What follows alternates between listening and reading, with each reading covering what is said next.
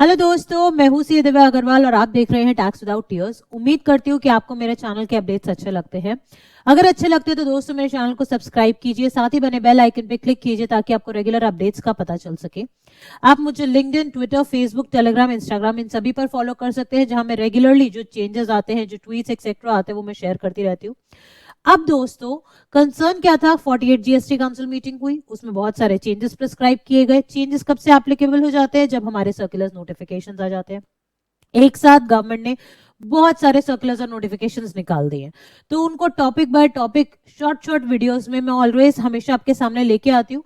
तो इस बार भी मैंने वही किया है। सबसे पहला चेंज किया था कि 3B और 2A के मिसमैच को लेकर बहुत ही बड़ा सर्कुलर आया है। ऑलरेडी मैं पोस्ट कर चुकी हूँ उसको अपने चैनल पे, तो आप देख सकते हो, क्योंकि कैसे आपको नोटिस को रिवर्ट करना है, कैसे इस तरह के मिसमैचेस को हैंडल करना है, बहुत क्लियरली प्रिस्क्राइब कर दिया है गवर्नमेंट ने।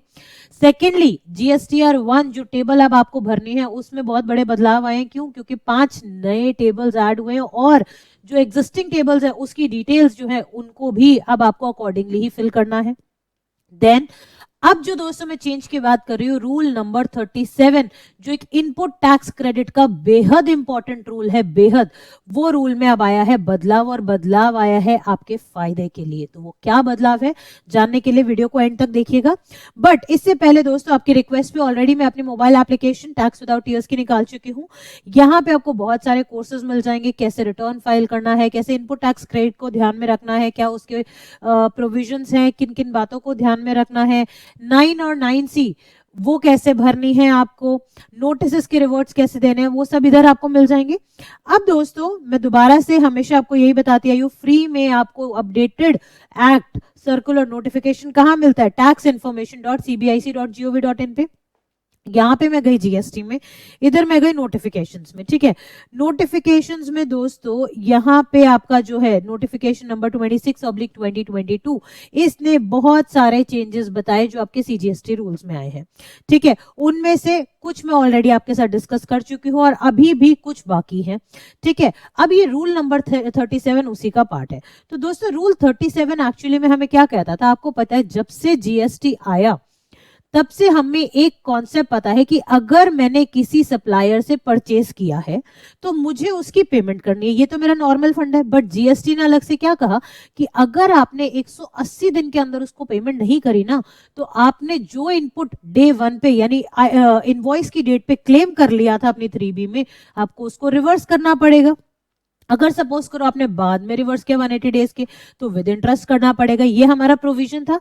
तो आपके पास अगर नोटिस आता है जीएसटी डिपार्टमेंट में, तब भी सबसे पहली प्रायोरिटी क्या होती है? Ageing analysis.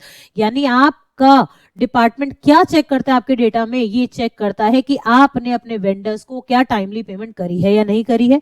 अगर नहीं करी है तो जितना आपने इनपुट क्लेम किया, क्या उसको रिवर्स किया है और टाइमली रिवर्स किया। अगर टाइमली नहीं रिवर्स किया तो क्या आपने इंटरेस्ट भरा है या नहीं, ठीक है। वो रीअवेलमेंट के बारे में कुछ नहीं कहता डिपार्टमेंट, लेकिन हाँ, लॉ में लिखा है कि कल को अगर आपने फुल पेमेंट कर दी तो आप रीअवेल तो डेफिनेटली कर सकते हो, उसकी कोई टाइम लिमिट नहीं है।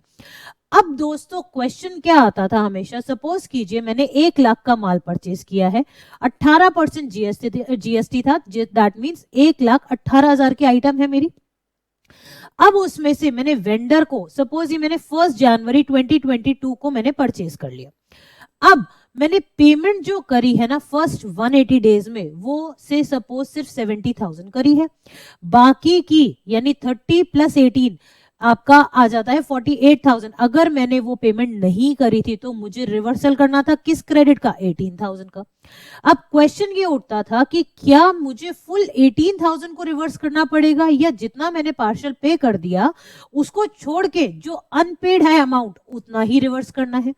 ये बहुत ही बड़ा एक कंसर्न था जिसके ऊपर कोई क्लैरिटी टिल डेट नहीं थी, ठीक है। तो यहाँ पे व्यू पॉइंट से सभी एक्सपर्ट्स की, कुछ कह रहे थे कि फुल आपको रिवर्स करना है, कुछ कहते थे नहीं पार्शियल करना है। डिपार्टमेंट हालांकि हमेशा ये इंसिस्ट करता था कि आपको फुल ही रिवर्स करना है, that to with interest, if not reverse within time limit. तो अब ये जो रूल 37 है ना दोस्तों, मैंने अपडेटेड रूल को ही यहाँ पे देखिए, पहले तो मैंने ना नोटिफिकेशन को निकाला। अब नोटिफिकेशन में दोस्तों यहाँ पे एक बहुत ही बड़ा कंसर्न है। अब दोस्तों नोटिफिकेशन जैसे ही मैंने खोली, नोटिफिकेशन नंबर 26/2022, डेट इसमें बता दिया 26 दिसंबर की है। इन्होंने सबसे पहले क्या कहा, कहीं और कोई और डेट ना मेंशन हो, अगर वो मेंशन है तो बात अलग है, अदरवाइज ये कब से एप्लीकेबल हो जाएगा, 26 दिसंबर से।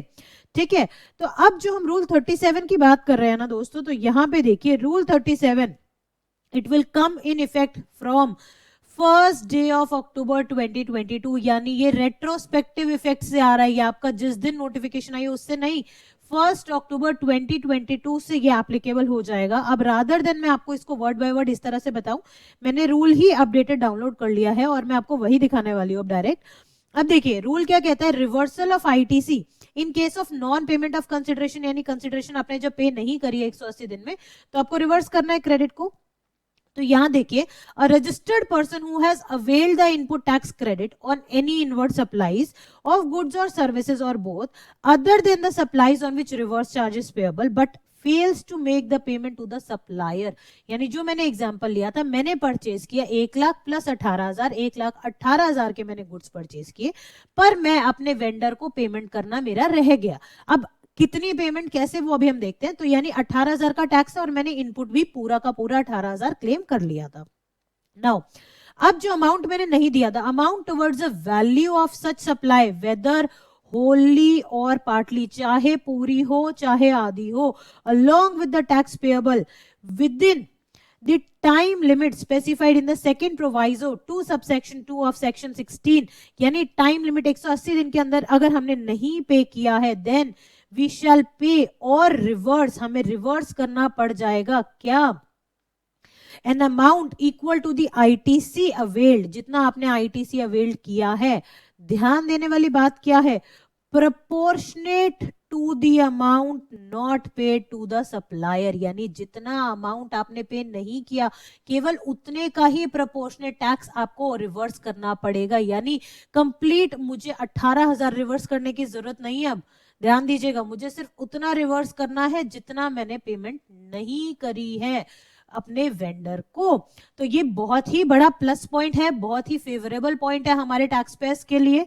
तो अभी तक जो जीएसटी डिपार्टमेंट से एक प्रेशर होता था एजिंग एनालिसिस के बाद कंप्लीट आईटीसी रिवर्सल का, नहीं जी, अब आपको कंप्लीट रिवर्सल नहीं करना है। अब आपको सिर्फ वही रिवर्सल करना है जो आपने पे नहीं किया, सिर्फ उतने ही अमाउंट पे, कंप्लीट अमाउंट पे आपको रिवर्सल की इश्यू अब नहीं आएगी। और ये रिवर्सल अगेन विद इंटरेस्ट होगा, आपको 3B में करना पड़ेगा, immediately following the period of 180 days from the date of issue of the invoice. यानी या तो आप उसको रिवर्सल 180 दिन के अंदर कर दो तो आपको इंटरेस्ट देने की जरूरत नहीं है, लेकिन अगर आपने 180 दिन के बाद रिवर्सल किया है तो आपको इंटरेस्ट भी देना पड़ेगा। और आपको याद होगा दोस्तों, अब टेबल 3B में भी स्पेसिफिकली वो बोल देता है कि भाई आप इस रूल में अगर आपने दोबारा से रीअवेल किया है क्रेडिट को, तो आप अलग से टेबल नंबर 4 में आपको हाईलाइट करना पड़ेगा वो वाला अमाउंट ऑफ आईटीसी। तो आई होप दोस्तों ये जो मेजर चेंज है, जो आपके फायदे वाला चेंज है, आपको समझ आया होगा। अगर आपको ये चेंज और इन्फॉर्मेशन अच्छा लगा है तो do share it among your fellow businessman and fellow professionals, ताकि उनको भी ये इन्फॉर्मेशन मिल सके और वो भी अकॉर्डिंगली जो रिवर्सल्स है अब कम करेंगे, अब ज्यादा उनको करने की नीड नहीं रहेगी। Thank you so much friends. और अगर आपको कोई भी डाउट्स है, कंसर्न्स है, तो डेफिनेटली कमेंट बॉक्स में कमेंट कीजिए, I will refer and if required I will make a separate video on the same. Thank you so much and have a nice day.